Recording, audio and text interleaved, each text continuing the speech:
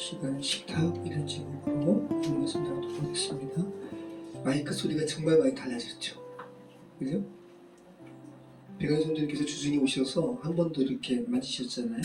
이 똑같은 믹서기인데 저는 좀 답답하고 지직거리고 막 그런 게 많았는데 백강희 성도님께서 챗GPT에 이거 하나하나 사진을 찍어가지고 메뉴를 물어보신 거예요. 그러면서 이렇게 소리가 달라졌는데 사용 설명서를 제대로 소지하는 게 참 중요하다. 우리 인간의 사용 설명서는 뭐라고요? 말씀. 네. 성경 말씀. 성경 말씀 안에 사용 설명서가 거기다 있는 거예요. 그죠? 로마서 말씀 이제 나누고 있는데 이제 벌써 다 이제 지나가고 있습니다. 네.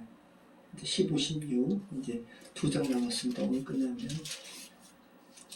지난주 말씀은 하나님께 나아가는 여정이 어떤 여정이라고 했어요? 빛 속으로 나아가는 것임을 우리가 살펴봤습니다. 와, 정말 고된 시간 가운데 이렇게 아침에 새벽 그 빛을 받으면서 나아가는 그 모습으로 우리 신앙의 모습이 이루어지고 있음을 성경이 말하고 있다는 거. 창세기부터 요한계시록까지.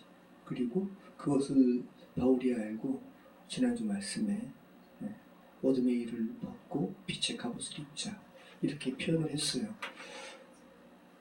참 감사한 거예요. 그죠?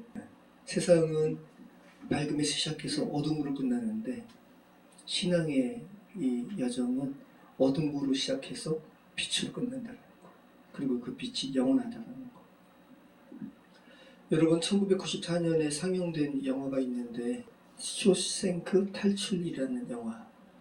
저는 이것을 당시에는 보지 못하고 나중에 TV로 방영됐을 때 이제 봤는데 너무 메시지가 많죠. 메시지가 많은 영화인데 저는 그 영화를 늦게 봤지만 그 영화가 개봉된 이래로 그 영화가 있다는 건 알았어요. 왜냐하면 포스터가 굉장히 강렬했거든요. 그쵸? 어떤 사람이 이제 주인공이 탈출해 감옥에서 그 슈생크라는 게 감옥이에요. 그 감옥 탈출해가지고 그 빛을 받는 장면. 그 장면 포스터가 너무 강렬해서 기억에 남았어요. 이거거든요. 기억나시죠? 권사님들 기억나시죠? 누명 써가지고 감옥에 갇혀있다가 20년 동안 그래가지고 탈출을 하는데 어떻게 탈출을 했는가? 이제 이 사람이 은행원이긴 하지만 지질학에도 이제 조예가 깊어가지고 천둥을 치니까 감옥 벽이 후둑후둑 떨어지는 걸 알고 아 이게 벽이 좀 무르구나 그거 알고 천둥 칠 때마다 곡괭이질을 한 거예요. 무려 한 9년 동안. 그리고 한 포스터로 그 구멍을 막아놓고 그리고 마지막에 아무튼 탈출해가지고 배수관 그 똥물 흐르는 그것이 이제 감옥 밖으로 유일하게 흐르는 통로임을 알고 글로 지나가가지고 탈출하면서 빛을 쫙 받는. 자, 바울이 뭐라 그러냐면 밤이 깊고 낮이 가까웠으니 어둠의 일을 벗자 라고 말을 해요. 그러니까 빛의 일이 아닌 것 같은 것은 이제 하지 말라는 거예요. 이 권면을 그러니까 지금 지난주 말씀이 마지막이 주의 날이 가까웠다라고 하면서 심판에 대한 어떠한 그런 두려움을 조건으로 하면서 너희 빛 가운데 나아가야 된다라는 것이 아니라 구원의 날이 가까웠다고. 이 보세요. 이게 심판받기 위해서 두려움이 아니라 우리가 그냥 하나님의 빛 가운데 나아가는 것을 이렇게 이런 식으로 표현하고 있다는 거예요. 여러분 예수님 자체가 빛이시잖아요. 그죠? 그래서 빛의 일이라는 것이 어떤 것일까 한번 생각해 보시기 바라요. 빛의 일이라는 것이 어떤 걸까? 그래서 빛이신 예수님께서 가신 발자취를 쫓아가다 보면 아 빛의 일이 어떤 것인지 알게 돼요. 그죠? 빛이신 예수님께서 이렇게 가시는 길을 쫓아가다 보면 빛의 일이 뭔가 우리가 예수님과 같은 이제 하나님의 자녀가 되었거든요. 그러니까 예수님과 같은 일을 행하는 사람으로 우리가 부름 받았어요. 지난주 제가 이제 서진기 목사님 여러분에게 말씀드리고 또 링크를 보내드렸는데 제 유튜브에 또 알고리즘이 떴나 봐요. 제가 이렇게 밤에 작업하면서 한승덕 형제한테 감사해요. 이렇게 좋은 모니터를 TV를 주셔가지고 제가 작업하면서 이걸로 유튜브를 가끔 보는데 서진계 목사님의 다른 또 알고리즘 설교가 뜬 거예요. 다니엘 기도회에서 설교하신 영상이 있더라고요. 근데 거기에 새롭게 하소서에서 나누신 관점과 비슷한 내용이고 그리고 다시 한번 은혜를 받았는데 제가 이분의 설교를 들으면서 다시 한번 이분이 예수님께서 동일시하신 그 부류에 대한 묵상이 되게 기쁘시다는 것을 알게 됐어요. 예수님께서 자신과 동일시하신 부류가 몇 부류인 줄 아세요? 6부류예요.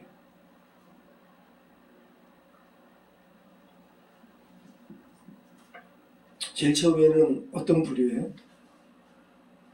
줄일 때, 내가 줄일 때. 정말 이분이 예수님께서 동일시하신 대상에 대한 묵상이 굉장히 기쁘세요. 제가 그 설교 들으면서 너무 놀라서 제일 처음에는 타성에 젖은 마음으로 들었거든요. 예수님께서 제일 처음에 말구이에서 이제 아기가 오실 것이다 라고 하면서 천사가 누구에게 말씀하세요? 동방 박사가 아니라 먼저 목자. 그죠? 당시 목자는요, 여러분, 가장 낮은 자리에 있는 사람. 그래서 왕이신 이 세상을 지으신 천지 만물의 왕뿐만 아니라 세상 왕 앞에 나갈 수도 없는 존재. 그죠?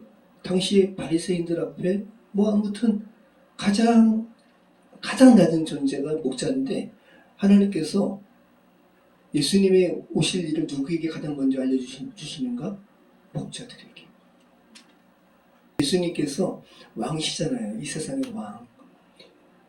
예수님께서 왜 말구유에 태어나세요? 말구유가 아니라 일반적인 사람이 묵는 여관방이면 목자들에게 먼저 만나주시지 못하셨어요. 예수님께서 가장 먼저 나타나신 분, 그 대상은 목자예요. 지극히 낮은 자, 목자. 그럼 예수님께서 이 세상에서 가장 마지막에 또 자신의 은혜를 베푸신 대상은 또 누구예요? 십자가에서 똑같이 예수님 저주하다가 갑자기 하나님의 은혜를 받고 똑같이 예수님을 정죄하던 이제 한 강도를 정죄하고 예수님 당신 나라 임하실 때 저를 구원하소서. 그죠? 강도예요. 우편에 섰던 강도. 그런데 강도란 소리는 이제 감옥에 있던 사람이라는 거예요. 예수님께서 자신과 동일시한 6번째 부류가 갇힌 자예요. 이게 그러니까 예수님께서 가장 처음 이 세상에 태어나시면서 만나주신 목자, 그리고 가장 예수님께서 육신의 생명을 거두시기 바로 직전에 은혜를 베푸신 대상이 예수님께서 자신과 동일시 여긴 6번째 마지막 부류라는 거. 이 말씀하시는데 제가 다시 한번 제가 찾아봤죠. 정말인 거예요. 예수님께서 자신과 동일시하신 대상이 어떤 대상인가 한번 보시겠어요? 이런 대상이거든요.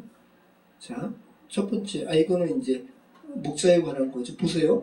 예수님께서, 누가복음 2장 11절 같이 한번 읽어보겠습니다. 오늘 다윗의 동네에 너희를 위하여 구주가 나셨으니 곧 그리스도 주시니라. 너희는 누구예요? 목자예요. 목자들에게 말씀하신 거예요. 이 세상에 아주 그냥 권세 있고, 물론 모든 이들을 위해서, 죄 가운데 죽은 모든 이들을 위해서 오신 거 맞으세요. 하지만 1차적으로 얼마나 위로가 되겠어요. 목자들에게 나타나시면서 하신 말씀이 오늘 다윗의 동네에 너희를 위하여 구주가 나셨다. 그리고 예수님께서 어떤 사람들에게 야 고마워, 야 너가 나를 이 세상에서 이렇게 대접했다 할 때 아니요 우리가 그런 적이 없는데요라고 하고, 또 어떤 이들에게는 너가 나를 이렇게 천대했다라고 했을 때 우리가 언제 주님을 천대했습니까? 라고 한 그 예수님께서 동일시하신 대상, 여섯 대상이 이렇죠. 갇힌 자가 마지막에 나와요. 정말 같이 한번 읽어보겠습니다. 이 전에는 칭찬받는 대상이고요, 이 다음에 이 부분은 이제 책만 받는 대상인데 한번 읽어보겠습니다. 또 왼편에 있는 자들에게 이르시되 저주를 받은 자들아 나를 떠나 마귀와 그 사자들을 위하여 예비된 영원으로 들어가라. 내가 죽일 때 너희가 복 주지 아니하였고 목마를 때 마시게 하지 아니하였고 나그네 되었을 때 영접하지 아니하였고 헐벗었을 때 옷 입히지 아니하였고 병들었을 때와 옥에 갇혔을 때 돌보지 아니하였느니라. 정확하게 예수님께서 십자가상에서 마지막에 구원을 베푸신 강도가 예수님께서 자신과 동일시하신 몇 번째 사람이에요? 여섯 번째 사람이고, 이분이 그러면서 다니엘 기도회에서 무슨 말씀하시냐면 자기가 현재 당신의 이제 부인이 된 자매님이 이분이 키가 이렇게 크심에도 불구하고 아무도 쉽지 않은 삶을 살았으니까 만날 때마다 정관적 그 몇십만 원짜리를 이렇게 주셔가지고 그걸 집에 쌓아두고 드셨대요. 그러면서 근데 이분이 하도 정말 가난한 자, 노숙인 이런 분들을 위해서 자신이 있는 것을 다 이렇게 베푸니까 한 번은 이분이 키가 193이거든요. 근데 한 번은 이분이 이 여자친구가 목도리를 주는데 목도리가 길게 자기 덩치에 맞게끔 좋은 걸 줬다는 거예요. 그래서 다른 걸 매면 이렇게 짧대. 그러면서 부탁을 하는 게 이건 제발 노숙인에게 주지 마. 근데 이분이 그래서 그걸 이렇게 겨울에 이렇게 매는데 어떤 날에 어떤 노숙인이 그 추운데 있으니까 이거는 이건 당연히 그분을 또 이렇게 메어줬다는 거예요. 그리고 그 모습을 보는데 정말로 이분이 그 노숙인의 모습에서 예수님을 또 내가 뵀구나. 예수님의 동일시하신 이 대상이 왜 예수님의 행적을 쫓아가면 우리가 빛을 알게 되냐면 예수님 자체는 빛이기 때문에 빛이 필요한 것은 어디겠어요? 어둠이죠. 그죠? 그 빛이 필요한 곳에 예수님께서 가시는 거예요. 그래서 예수님의 공생애 가운데 세리들, 천대받는 세리들, 그리고 창녀들, 예수님은 하나같이 빛이 필요한 이들을 찾아가셨어요. 다시 한번 그래서 지금 교도소 사역하시는 분들 계시잖아요. 그죠? 정말 노숙인 하는 사역들. 정말 다시 한번 우리 삶 가운데 우리에게 허락하신 하나님의 어떤 은사 달란트 중에 정말 예수님의 몸 가운데 필요로 할 부분이 어디인가 우리에게 주신 마음들이 있다면 정말 그렇게 섬기는 그런 우리가 이렇게 섬긴다면 우리가 그렇게 빛된 삶을 살아가는 거죠. 다시 한번 그 어떤 삶을 살아야 하는가 알게 됩니다. 자, 그리고 우리가 이제 오늘 14장 오늘 말씀 나눌 텐데 우리가 지금 14장을 읽어봤잖아요. 어떤 마음이 드세요?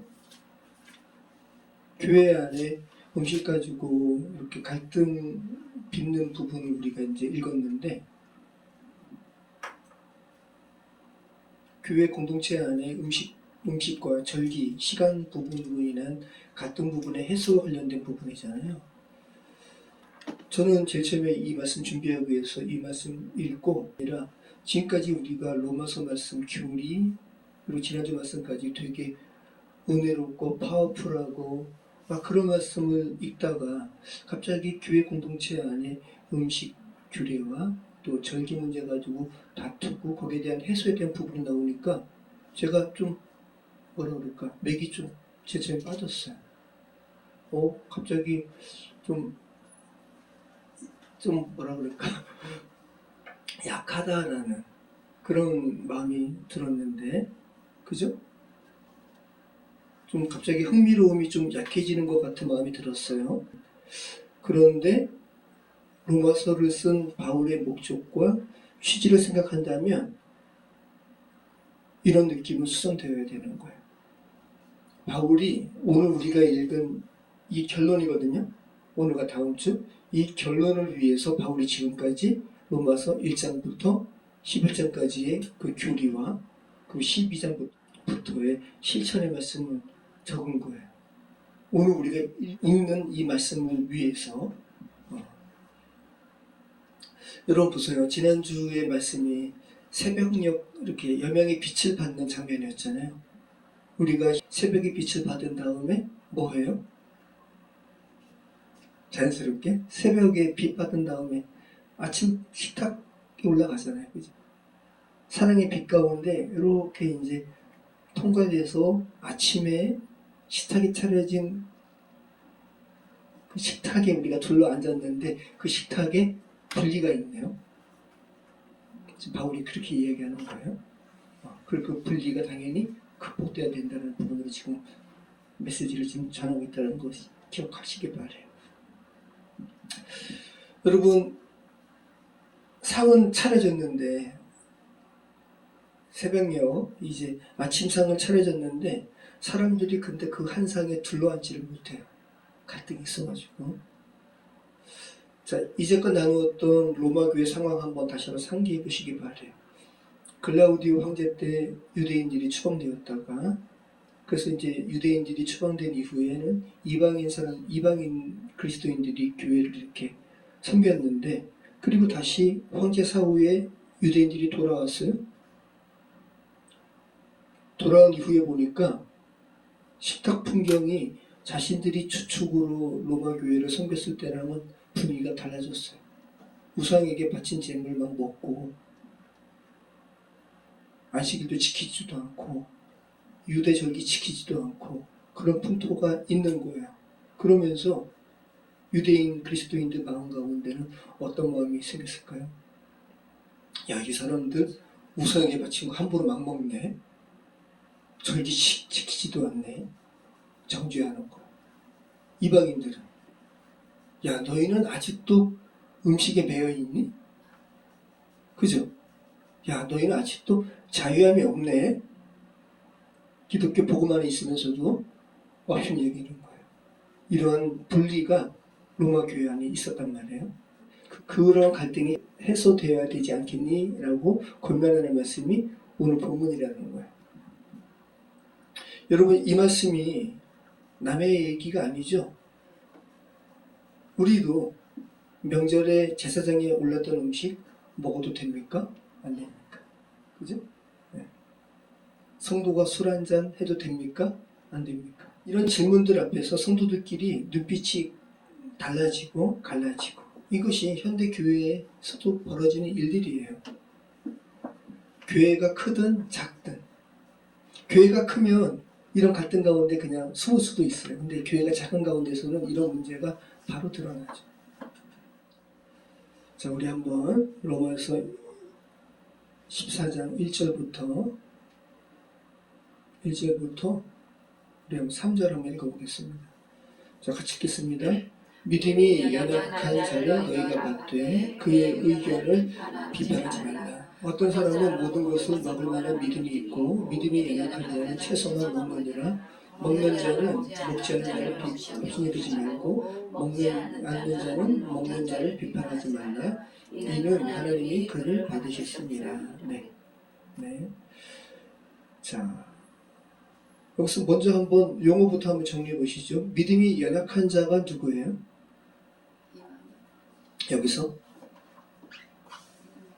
여기서 믿음이 연약한 자는 유대인을 이야기해요. 유대인 그리스도인들. 그래서 여기서 말하는 믿음이 연약함에서의 믿음은 구원을 향한 믿음의 부족함이 아니에요. 그 믿음이 주는 자유를 아직 누리지 못하는 대상인 거예요. 유대인 그리스도인이에요. 이미 하나님의 구원을 받은 하나님의 자녀가 되었어요.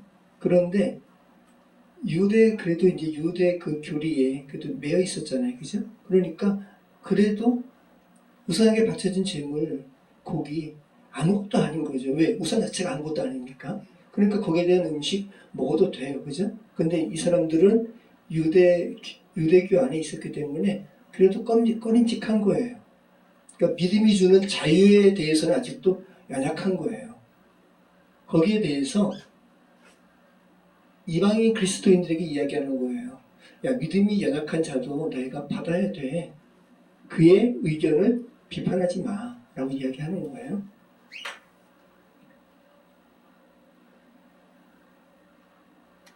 자, 그래서 지금 바울이 지금 이렇게 이야기해요. 3절에서 이 두 사람의 병이라는 건 뭐냐 하면 유대인을 업신여기는 이방인의 병, 업신여기는 병이에요. 그리고 또 하나의 병은 우상에게 바쳐진 음식과 절기를 지키지도 않는 이방인들을 정죄하는 유대인의 병이에요. 유대인 그리스도의 병. 병을 이렇게 3절에서 이렇게 이야기하고 있죠. 여기서 3절에서 말씀 보면 먹는 자는 먹지 않는 자를 업신여기지 말고, 여기서 먹는 자는 이방인 그리스도인들. 왜? 아무것도 아니니까. 그 이방인 그리스도인의 병은 뭐냐 하면 업신여기는 병이 있다는 거예요. 그리고 먹지 않는 자는 누구죠? 유대인 그리스도인. 유대인 그리스도인에게는 어떤 병이 있냐면 먹는 자를 비판하는 병. 이게 이제 크리노거든요. 정죄하는 병이 있다는 거예요.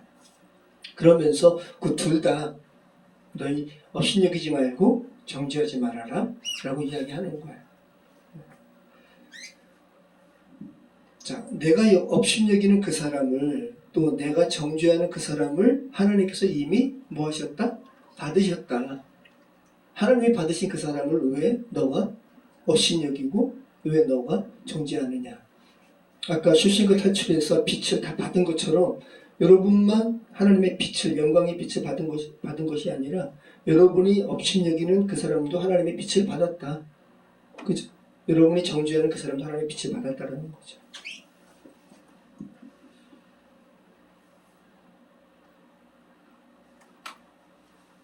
저는 업신여기는 병과 정죄하는 병, 이 두 병 중에 저는 어떤 병이 더 많냐 하면 저는 사람들을 업신여기지는 않는 것 같아요. 그런데 판단하고 정죄하는 모습은 제게 좀 있는 것 같아요. 저는 그 병이 많은 것 같아요. 여러분은 한번 어떤 병이 더 많은지 한번 보시길 바라요. 다른 사람을 하찮게 여기는 그런 모습이 여러분에게 있는가? 아니면 판단하고 정죄하는 모습이 더 많은가? 한번 생각해 보시길 바라요. 자, 우리 4절 한번 읽어볼까요? 남의 하인을 비판하는 너는 누구냐? 그가 서 있는 것이나 넘어지는 것이 자기 주인에게 있음에 그가 세움을 받으리니 이는 그를 세우시는 권능이 주께 있음이라. 네. 남의 하인을 비판하는 거, 그죠? 그러니까 하인이라고 보다 남의 집 일꾼을 왜 내가 함부로 채점해요? 그죠? 월권이죠? 그 하인의 평가는 누가 평하는 거예요? 주인이. 그죠? 그러면서 이렇게 얘기하는 거예요. 그가 서 있는 것이나, 하인이죠. 그가 서 있는 것이나 넘어지는 것이 자기 주인에게 있다. 근데 그가 세움을 받는다고 표현하잖아요. 너가 그렇게 하찮게 여기고 너가 정죄하는 그 하인, 그 주인께서는 다른 마음 가지고 계시는데 오히려 너가 넘어뜨리고 낮다고 여기는 그 하인을 그 주인은 세운다라고 이야기하고 있어요. 자, 우리 5절 말씀 한번 읽어보겠습니다. 이제 또 절기에 대한 부분이죠. 어떤 사람은 이 날을 전날보다 낮게 여기고 어떤 사람은 모든 날을 같게 여기나니 각각 자기 마음으로 확정할지니라. 나를 중히 여기는 자들도 주를 위하여 중히 여기고 먹는 자도 주를 위하여 먹으니 이는 하나님께 감사하며 먹지 않는 자도 주를 위하여 먹지 아니하며 하나님께 감사하느니라. 자, 여기서 중요한 말씀이 각각 자기 마음으로 확정할지니라라는 건 뭐냐면 하나님께서 주신 분량대로 하나님께서 주신 그 확신으로 그냥 가득 스스로 채우고 있으라는 거예요. 그러니까 하나님께서 주신 믿음의 분량이 각각 다르다라는 거예요. 온전한 그 확신으로 가득 채우고 있으라라고 말씀하고 있어요. 그러니까 이게 놀라운 거죠. 우리가 저 사람은 아닌 것 같아 라고 업신여기고 또 정죄하는 그 대상이 하나님 보시기에는 각각 같은 방향, 바른 방향으로 가고 있다. 결론이, 우리가 보기에는 결론이 다른 것 같은데 하나님 보시기에는 방향이 같다는 거예요. 우리는 결론이 다르면 방향이 다른 것처럼 보여가지고 막 정죄하고 업신여기는데 하나님 보시기에는 그것이 자기를 향한 같은 마음으로 오고 있다라는 거예요. 그래서 우리는 이런 부분을 보면서 이런 부분도 한번 생각해 볼 수 있을 것 같아요. 여기는 지금 음식 규례 가지고 이렇게 갈등이 벌어졌잖아요. 오늘날 세상의 정치적인 소견으로 일한 것도 만만치 않잖아요. 그죠? 만만치 않잖아요. 그래서 바울의 이 말에 의하면 우리가 보기에는 너무 극단적인 보수인데 또 우리가 보기에는 너무 극단적인 진보 쪽인데 우측에 좌측에 있는데 라고 여기는 부분이 하나님 보시기에는 또 각각 하나님 보시기에 각각 다른 방향으로 올 수 있다는 거예요. 우리가 그거 인정해야 된다는 거죠.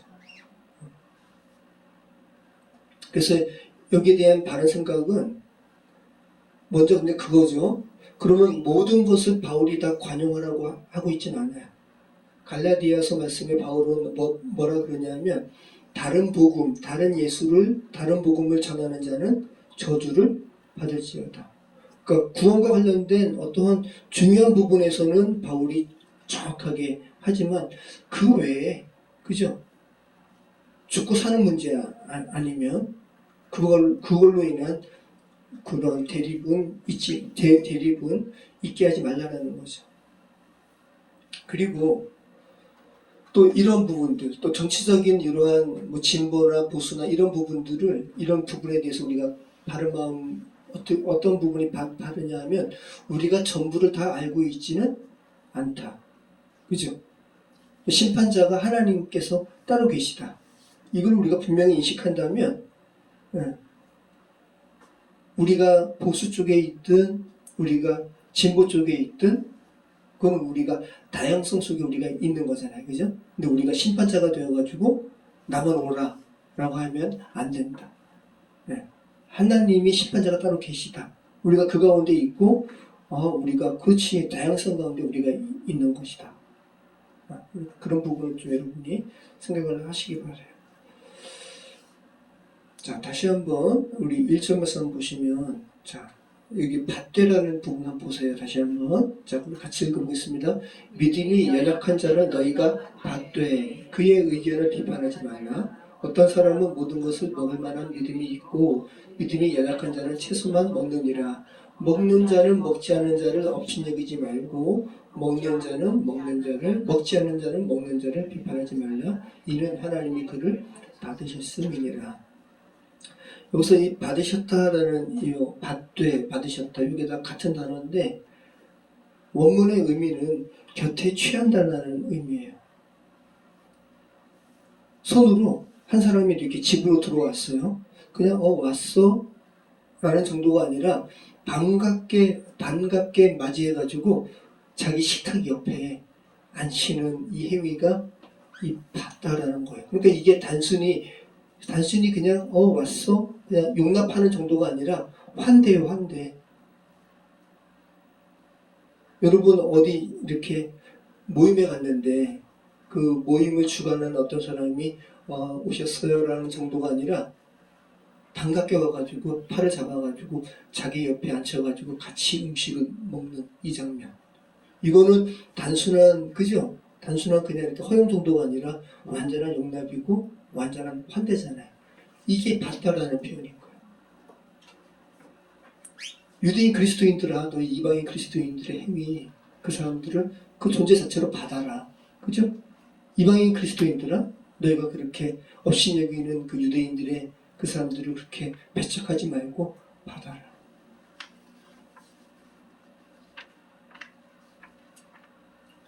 자, 이 단어가 또 어디 나오냐면 여러분 우리가 사도행전 살펴봤잖아요. 사도행전에 보면 바울 일행이 이제 로마 황제에게 상소하느라고 배를 타고 로마로 가다가 풍랑 만나가지고 그죠?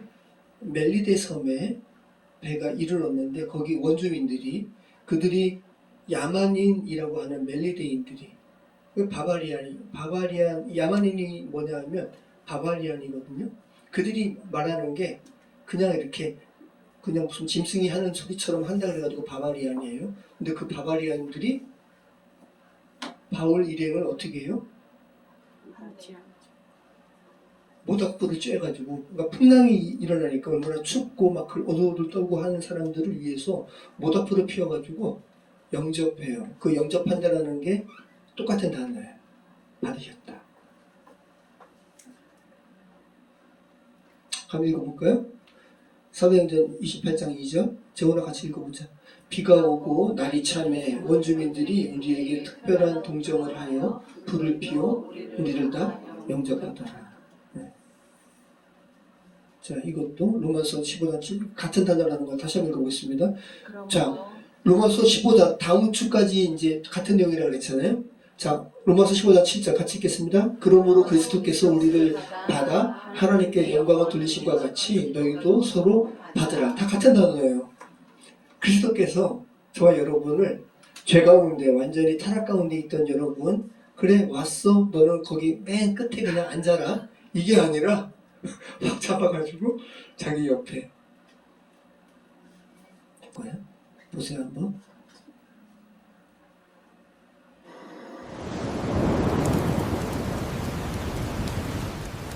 Thank you for your kindness. Come, warm yourselves by the fire. Come, warm yourselves by the fire. We are all one in grace. Truly, it is a blessing. Let us share this peace with all.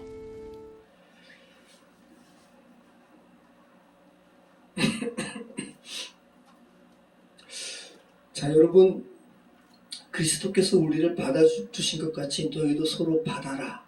그죠? 지금 이게 칭의가 뭐예요? 칭의가? 자격 없는 나를 하나님께서 받아주신 것처럼, 야, 너를 하나님께서 받아주셨어. 그런데 너가 업신여기거나 너가 정죄하는 저 사람도 하나님께서 받으신 대상이야. 너희가 서로 받는 것이 마땅하다. 그죠?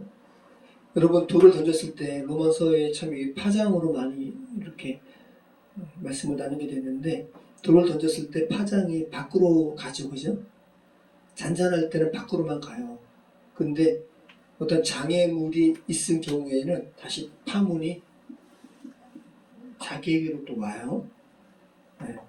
자, 그래서 우리가 그냥 이렇게 제일 처음에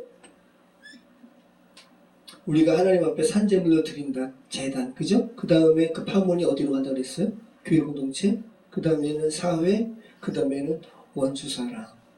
자, 그런데 우리가 교회 공동체, 하나님의 사랑이 이렇게 퍼져나가는 데 있어서 그냥 이렇게 힐끗 넘어갈 수 있어요. 지금 유대인 그리스도인과 이방인 그리스도인 간의 식탁 간의 그런 갈등이 이런 부분일 수 있죠.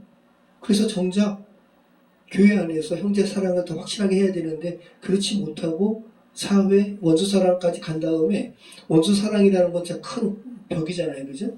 그 다음에 다시 그 파장이, 야, 원수 사랑까지도 하는데 우리에게, 우리 바로 옆에 있는 이 갈등 해소 못해? 이런 부분까지 와야 된다는 거죠.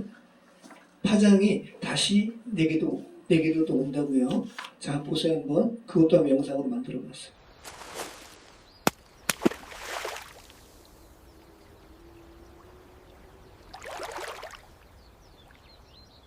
이렇게 퍼지잖아요. 원수 사람까지. 그 다음에 바위에 부딪혔네요. 다시 파장이 내 쪽으로도 오죠. 자, 7절 말씀 우리 같이 한번 읽어보겠습니다. 우리 중에 누구든지 자기를 위하여 사는 자가 없고 자기를 위하여 죽는 자도 없도다. 우리가 살아도 주를 위하여 살고 죽어도 주를 위하여 죽나니 그러므로 사나 죽으나 우리가 주의 것이로다. 이를 위하여 그리스도께서 죽었다가 다시 살아나셨으니 곧 죽은 자와 산 자의 주가 되려 하심이라. 이어서 읽겠습니다. 내가 어찌하여 내 형제를 비판하느냐? 어찌하여 내 형제를 업신여기느냐? 우리가 다 하나님의 심판대 앞에 서리라. 기록되었을 때 주께서 이르시되 내가 살았노니 모든 무릎이 내게 꿇을 것이요 모든 혀가 하나님께 자격하리라 하였느니라. 이러므로 우리 각 사람이 자기 일을 하나님께 직고하리라.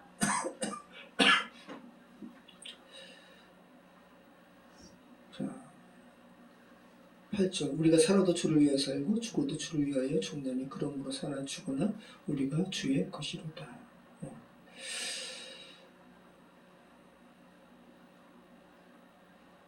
자, 그리고 이 구절 말씀이 참 묵직하죠, 그죠? 그리스도께서 죽었다가 다시 살아나셨으니 곧 죽은 자와 산 자의 주가 되려 하심이라. 부활의 목적이 뭐라는 거예요? 우리의 주가 되시는 거. 십자가의 부활로 우리 각 사람의 우리가 업신여긴 저 사람의 소유권도 주님께서 사셨고, 그죠? 나의 소유권도 주님께서 사셨고, 그래서 저 사람이나 나나 우리의 주권이 누구에게 있다라는 거예요? 하나님께, 그리스도께. 그래서 그리고 그렇게 할 때 이제 10절에 논리가 서죠. 그러니까 너가 어떻게 내 형제를 비판하냐? 그죠? 요거는 이제 유대인이죠. 이 클리노 정죄예요. 그리고 또 이제 이방인이죠. 어떻게 내 형제를 업신여기느냐? 우리가 다 하나님의 심판대 앞에 있다. 너가 저 사람 심판하는 게 아니라 너나 저 사람이나 우리가 하나님의 심판대에 있는 거야.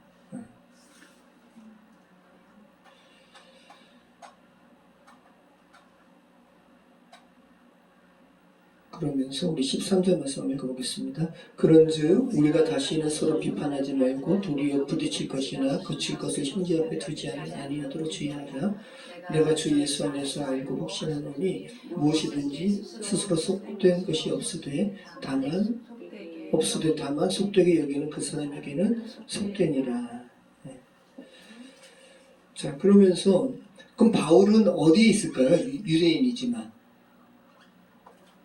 바울은 유대인이지만 유대인이기에 그리스도인이 되었지만 그래도 우사에게 바쳐진 고기는 그래도 깨름직하다 먹지 않는 편에 속할까요? 아니면 이방인처럼 자유롭게 먹을까요? 그렇죠. 바울은 강한 자의 믿음이 강한 자의 바울은 속해요. 15장 1절에서 그 얘기 하거든요. 자기는 믿음의 강한 쪽에 속한다고 이야기해요. 자, 여기서 특별히 여기 부딪힐 것, 그죠? 부딪힐 것이나 거칠 것. 이게 뭐냐 하면 그리스도의 복음이 유대인들에게는 부딪힐 돌이 되었다고, 그죠? 그래가지고 다시 이제 모퉁이 돌로 이방인에게 와가지고 복음의 모퉁이 돌이 되었잖아요. 그리스도의 복음은 유대인들에게 거칠 것이 되었어요. 그죠? 하지만 하나님의 지혜로 그것이 오히려 또 유대인들에게 시기심을 발동하게 되어서 유대인마저도 구원하게 되는 하나님의 그런 역사로 됐는데, 근데 우리가 상대방에게 이방인 그리스도인에게 혹은 유대인 그리스도인에게 나의 이 음식 문제 가지고 그들에게 있어서 거칠 돌이 되면 돼야 안 돼요? 안 되죠. 그 부분 얘기하는 거예요. 우리의 비판이나 우리의 업신여김으로 말미암아 형제 앞에 우리가 부딪힐 돌이 되지 않도록 주의하라는 거죠. 자, 보세요. 그래서 그 이야기 하잖아요. 같이 읽어보겠습니다. 만일 음식으로 말미암아 내 형제가 근심하게 되면 이는 내가 사랑으로 해내지 아니함이라. 그리스도께서 대신하여 죽으신 내 형제를 내 음식으로 망하게 하지 말라. 그러므로 너희의 선한 것이 비방을 받지 않게 하라. 야, 너희의 이 음식 문제 가지고 저들의 거침돌이 되게 하는 것은 너무 말도 안 되는 거야. 너희의 거침돌이, 너희 스스로가 거침돌이 된 그 형제는 그리스도께서 대신해서 죽으심으로 살리신 형제라는 거예요. 말도 안 되는 그러한 행위로 그렇게 오류를 범하지 말라고 지금 바울이 이야기하고 있습니다.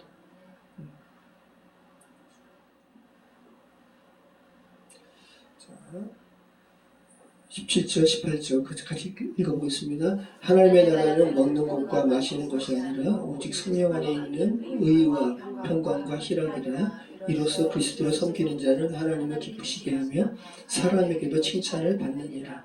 그러므로 우리가 화평의 일과 서로 덕을 세우는 일을 힘쓰나니 음식으로 말미암아 하나님의 사업을 무너뜨리게 하지 말라. 만물이 다 깨끗하되 거리낌으로 먹는 사람에게는 악한 것이라. 고기도 먹지 아니하고 포도주도 마시지 아니하고 무엇이든지 내 형제로 거리키는 일을 많이 함이 아름다우니라. 네. 자, 하나님의 나라는 먹는 것과 마시는 것이 아니래요. 오직 성령 안에 있는 의와 평강과 희락이라는 것. 자, 여러분, 지금 바울이 이야기하는 식탁에서 싸우는 이 유대인과 또 이방인 그리스도인의 공통적인 착각이 뭐예요? 먹는 문제가 본질이라고 생각하는 거예요. 그죠?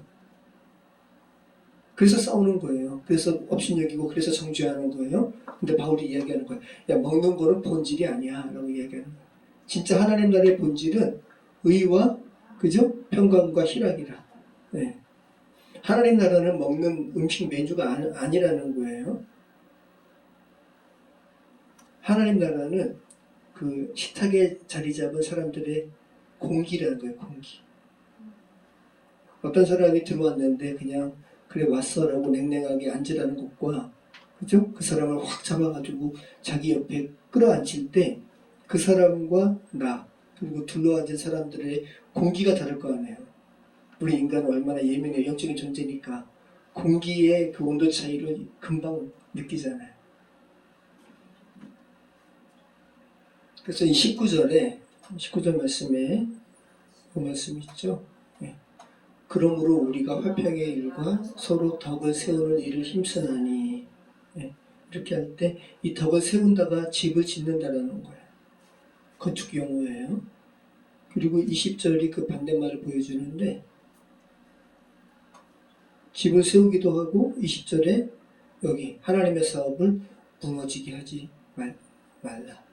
그러니까 우리가 식탁 자리에서 벽돌 가지고 하나님의 집을 세우기도 하고 금방 허물어뜨리기도 하고 그런다는 거. 하나님께서 수십 년간 이렇게 하나님께서 공을 들여가지고 지으시는 한 사람 한 사람을 우리가 식탁 자리에서 무너뜨릴 수 있다. 자, 그러면서 자신이 가지고 있는 믿음의 보폭대로 이렇게 신앙생활을 하라고 이야기합니다. 우리 같이 읽겠습니다. 내게 있는 믿음을 하나님 앞에서 스스로 가지고 있으라. 자기가 옳다 하는 바로 자기를 정죄하지 아니하는 자는 복이 있도다.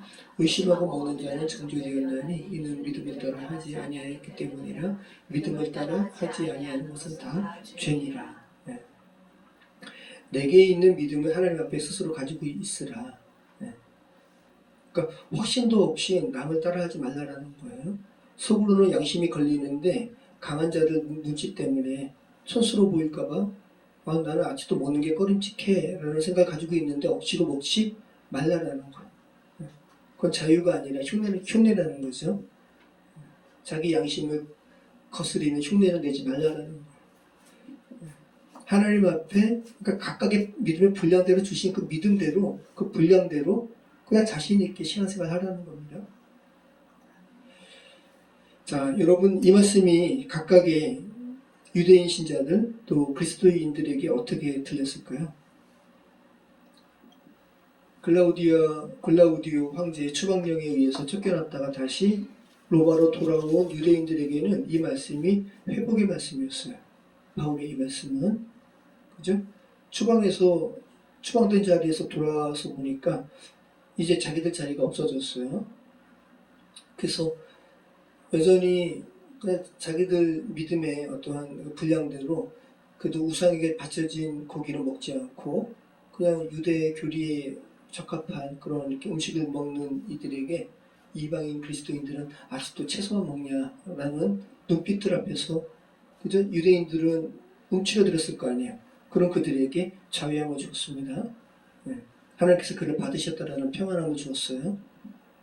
그리고 또 찔림도 또 있었죠. 자유롭게 먹는 형제들을 향해서 그저 정죄했던 그죠? 그 마음을 이제 내려놓게 되었고 이방인 그리스도인들에게도 유대인들도 용납하는 마음을 이 바울은 이 말씀을 통해서 그들에게 허락하시는 거예요. 자, 우리 다시 한번 읽어보겠습니다. 그리고 이제 자 보시죠. 아까 바울이 어디에 있다 그랬어요?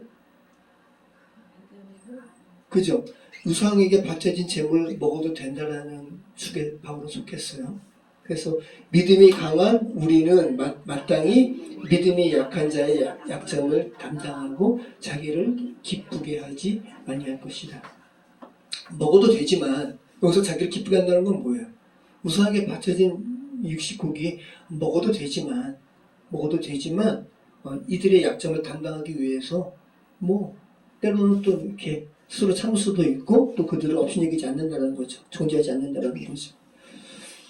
오늘 말씀이 그냥 이렇게 평범한 그냥 이렇게 식탁의 갈등에 대한 부분이라 좀 이렇게 약해 보이지만 이 말씀을 위해서 바울이 로마서 지금까지 교리와 이런 부분들을 나눴다는 걸 여러분 기억하시기 바라요. 여러분 다시 한번 우리 쉽지 않은 시간을 뒤로 하고 여러분 야곱의 씨름이 그런 거잖아요. 우리의 평생의 신앙의 씨름이 그런 거예요. 계속 하나님과 그 씨름하고 그 다음에 우리의 중심을 주님께서 치시고 우리의 생명의 주권을 주님께 물려드린 가운데 절뚝거리면서 그죠? 새벽에 여명빛을 쫙 받으면서 식탁의 자리에 앉았어요. 그런 그림을 한번 그려보시기 바라요. 그리고 그 식탁을 마련한 주인은 저와 여러분을 받아주신 분이세요. 그리고 여러분이 판단하고 업신여기는 그 형제도 받아주신 분이 있어요. 한번 정죄 없이 넉넉한 마음으로 저와 여러분을 이렇게 품어주시는 그 식탁의 풍경을 한번 생각해 보시기 바래요. 이런 걸 별로 경험을 안 하니까 저도 막 말로 설명하려니까 어렵네. 그죠? 우리의 그런 냉랭하고 때로는 어색한 그 식탁을 생각하지 마시고 하나님 나라의 그 식탁을 한번 그 그림을 한번 그려보시기 바래요. 네.